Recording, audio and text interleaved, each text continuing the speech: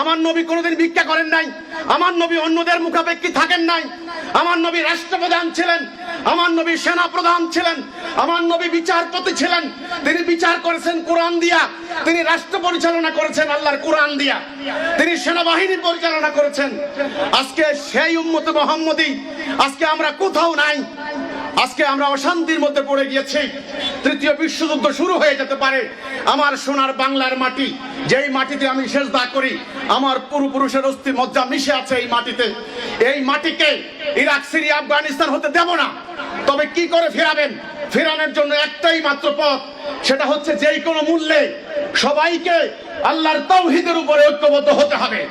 একটা কথা বলতে হবে, লা ইলাহা ইল্লাল্লাহ মুহাম্মাদুর রাসূলুল্লাহ। আমাদের জাতি কয়টা? একটা। আমাদের বিধান কার বিধান? আল্লাহর বিধান। নেতা কয়জন? একজন। হুকুম মানব কার? আল্লাহ। এই কথার মধ্যে যদি আমরা ইস্পাত কঠিন ঐক্যবদ্ধ হতে পারি, দেখবেন চুরি, ডাকাতি, খুন, রাহাজানি, অফিস আদালতে সুদ, ঘুষ, অর্থ পাচার, দুর্নীতি, সম্পত্তি দখল, জমি দখল কোনো কিছু হতে পারবে না ইনশাআল্লাহ।